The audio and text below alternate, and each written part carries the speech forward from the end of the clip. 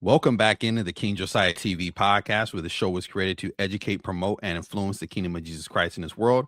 I am your host, Josiah. And before we get started, guys, I need you to do me a huge favor. If you're listening audibly on Apple Podcasts or Spotify, I need you to go ahead and smash the follow button right below. As well, if you're listening on YouTube, I need you to do me a favor on there as well. Go ahead and smash the subscribe button. It helps this channel grow and helps it get out to more people that enjoy content like this. All right, guys, without further ado, let's go ahead and jump into today's show. Flexing my God and all of his authority. Practice was preaching purity, priority. Can't conform to it, even if maturity. Choose to go that way, God has been restoring me. They grilling the boy, cause I won't let them George forming me. Try to put me in a box, I got off the ropes, I won't let them corner me. God has been warning me, tell his people ain't no room for lukewarming me. Order me, Lord, it be your will, it never was mine. Like Amazon Prime, his turnaround time around prayer. So we're going to talk about Dee-1's interview with Bank on Christianity and if it's true, tying to slavery, all these sort of things that, you know, people like to argue with and come against Christians as. And this is a pretty heated debate between these two gentlemen, guys. But Dee-1 stands his ground. Dee-1 stood his ground on Christianity. But I believe we can bring some more clarity and actually open this conversation up a little bit more pertaining to what Dee-1 was speaking about. So without further ado, guys, I'm going to go ahead and bring up his interview. We're going to go ahead and talk about this here. Glorifying murder, drug dealing, drug use, and disrespecting women. You heard me? That's the Platinum Pledge. Anybody that agree with that, I'm telling people, go to my website, d1music.com, and sign the Platinum Pledge and let us know you're part of that tribe. We don't want to glorify what we know is negative that these babies going to listen to, and they're going to grow up confused about, well, what's right and what's wrong. So the Platinum Pledge is simply saying, hey, if you bout that, then come join our tribe. That's many people signed up? Almost 6 figures at this point. That's dope. Any notable? Buku, Charlamagne God. When I was on rappers. When I was on, yes, indeed, Buku, man. What you mean? I'm just asking. Yes, bro. I ain't doubting. I'm asking, bro. A shift is happening, Bank. Right. People are tired. This dude argues with him over every part. Bro, don't get left behind. I'm not in it.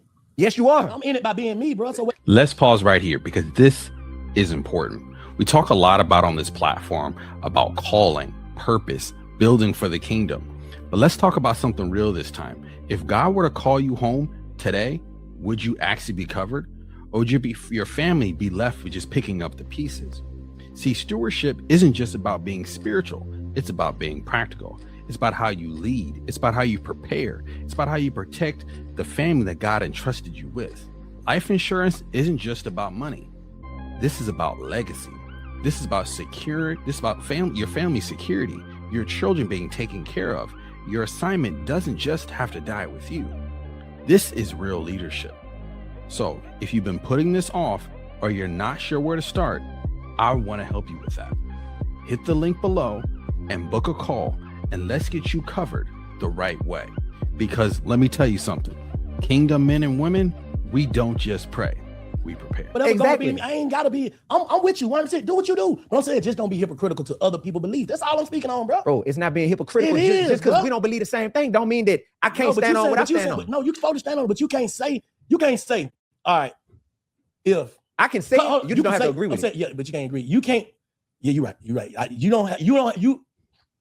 What you say? I'm trying to get it out because you're right. I'm finna say the wrong shit.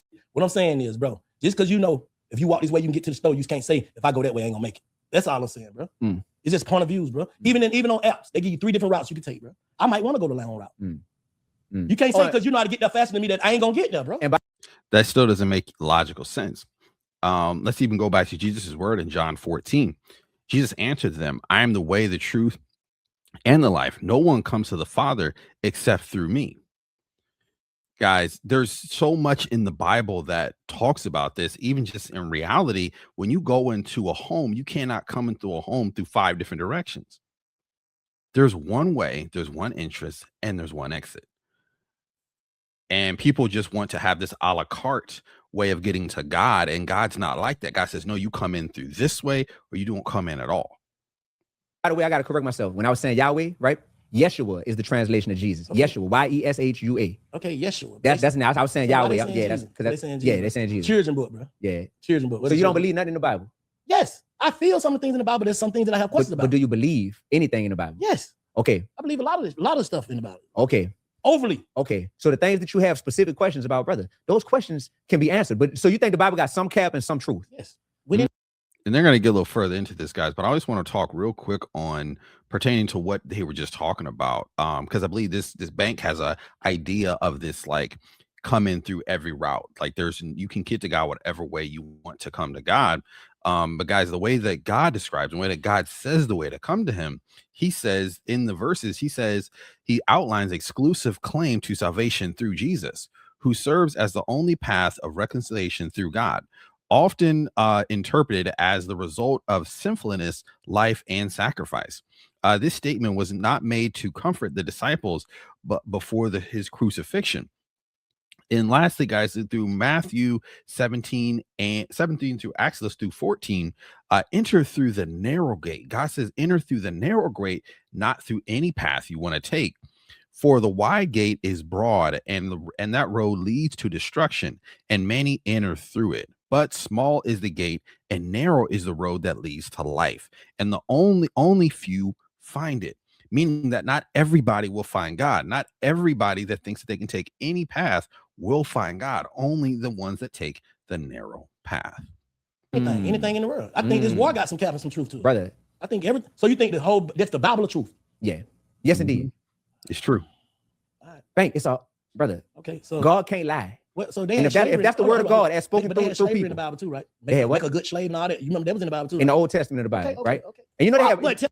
I love this argument. I love this slave argument. See, this is why I want to talk about this. I'm gonna get into this too. Black people love. I can say something. Black people love this slave argument. This slavery argument. They love it. By the way, you know black people had slaves too. So if something is black owned, is that okay if it's slavery? All right, ho.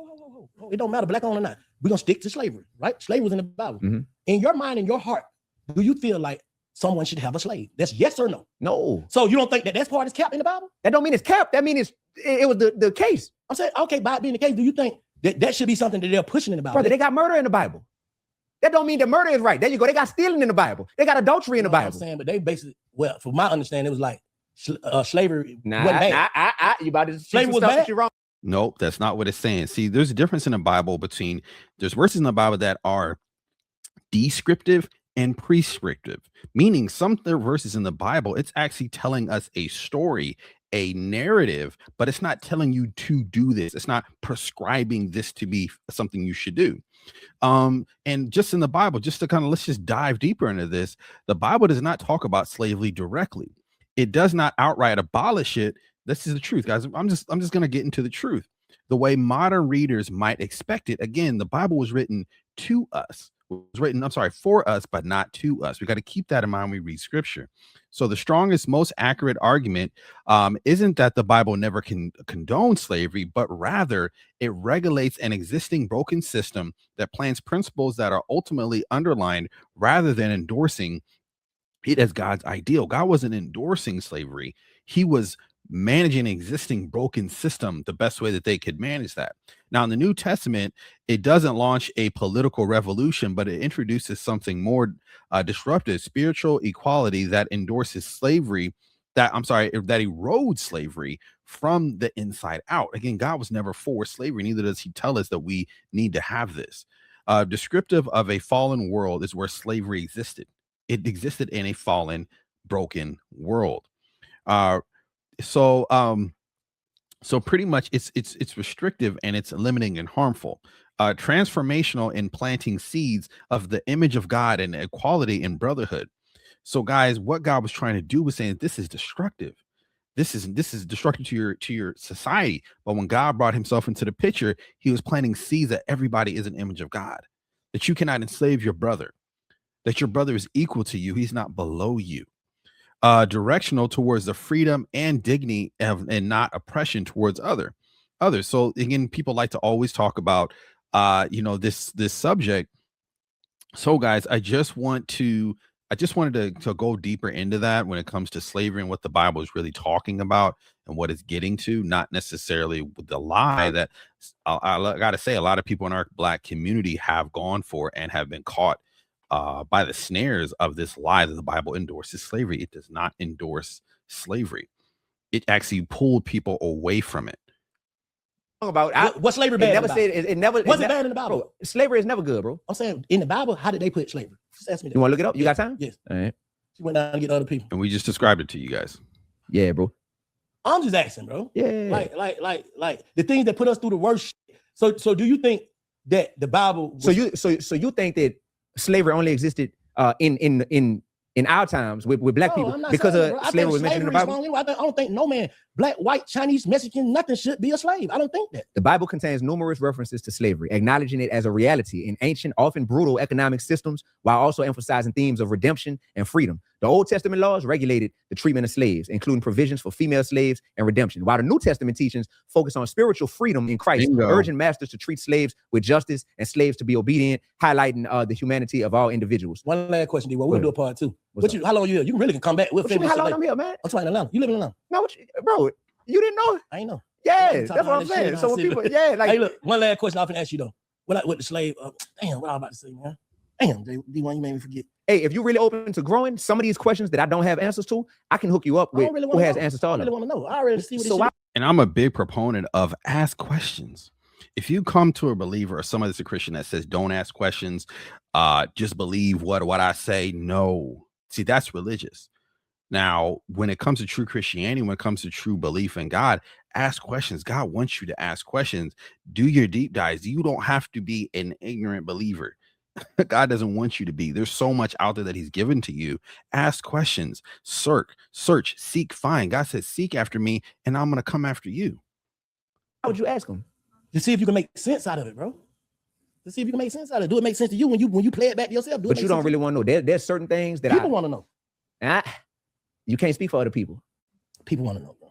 But you know, this is a great topic, bro. But you say you don't really. But why we not spending more time on? I'm saying, that's what I'm gonna ask you. Yeah.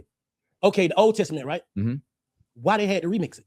They said you just said in that thing. The Old Testament teaches this, and the New Testament teaches this. Yeah. Who do we trust? Because the New Testament. Who do we trust, man? But brother, answer the question. I'm telling you. Who do we trust? Not no references. Who we trust? The old or the new? We trust Jesus. So why we reading the book? Why we reading the book? Because the Old Testament is literally like. Oh man, it trying to make sense. Don't make sense. Bro, I'm telling you. Hold up. You said the book is the truth. You gonna let me answer? Hold on. You said the book is the truth. No, D-1, I can't let you out of this. Brother. You said the book is the truth. The overall the Bible, book is the truth. The Old and then I Testament said, who do we trust? The old or the new? You said Jesus. Christ. So you don't trust the book either. I said, I don't trust it. I definitely trust it. You said the book. You're not even making sense. Yes, I am, bro. I said, which book? The old or the new? You can answer that. So you said, trust Jesus. Which book do we trust? Brother, which one is the truth? It's all the truth. But it's like the Old Testament teach this and the New teach this. So the New Testament. So different teachings. Which one is the truth? No, it's not. You trying, but it's not. It's answer. Not, which one is the truth, bro? Listen, brother, you gonna let me talk? I want you to come on, D-1. Right. I'm telling you. Listen, brother, the Old Testament and the New Testament both contain truth.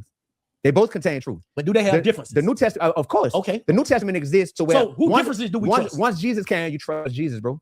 Literally, I'm telling you. Listen, when Jesus came, it made it to where all of a sudden God not as judgmental as he was in the Old Testament. He not as God changed man. God changed his mind when Jesus came. He just changed his mind. Changed his way of thinking. Literally, that's why he sent in human form Jesus to walk this earth and got to see. He didn't change his mind, but I'm gonna get into this and say, y'all stick along. I'm gonna break this down further than D-1 did. Like, oh, that's how humans is behaving even towards a perfect human being. Like, dang, that hit different. Oh, so that's it. That's the remix. That's the remix.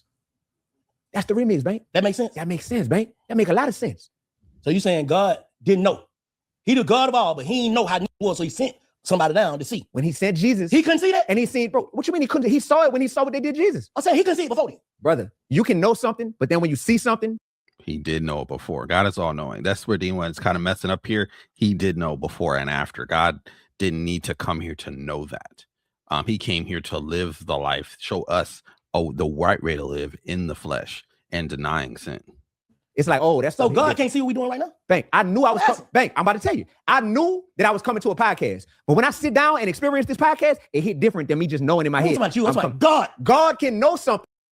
But when he sent his son Jesus to walk the earth and saw that they hung this man from a cross and they mocked him and they beat him. So he didn't see niggas already getting hung from crosses. Bro. He did. D-1's kind of slipped up there, but I mean, I love the fact that he went after this here, and that he stood 10 toes down on his faith. But I want to give more context to the Old Testament and the New, because it is literally one story. We don't need to take the old and get rid of the old and then get rid of or say, oh, we're just going to accept the new. No, they all are one cohesive story that all describes Jesus and tells his story from the beginning to the end. It's all talking about him. It's talking about God's love for us. So to just break this down in a more chewable way for you guys to understand, is the Old Testament. The Old Testament was only the Bible, Jesus, and the early church reads, its primarily purpose is to lay the foundation for the entire biblical narrative. Again, you cannot get rid of the Old Testament and say you're only accept the new. It establishes the old covenant. Again, it's the difference between old and new covenant with the nation of Israel, and contains hundreds of prophecies and symbols and symbols pointing directly to the coming of Jesus Christ.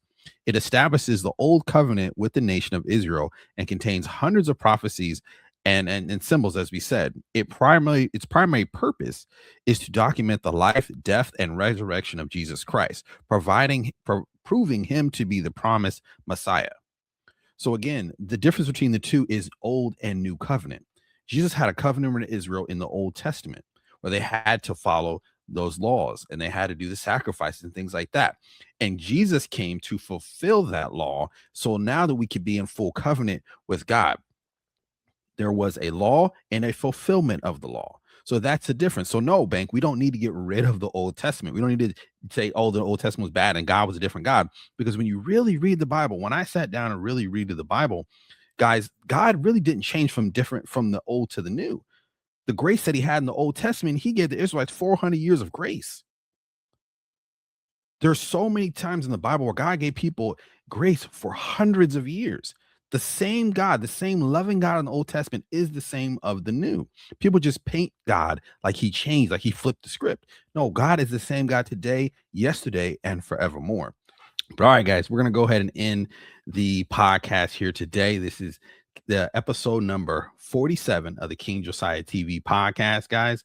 If you're listening audibly on Apple Podcasts, go ahead and hit the subscribe button for me, or the follow button for me, and the subscribe if you're listening on YouTube. Share this video to someone that likes it, guys. I will be here weekly with these shows.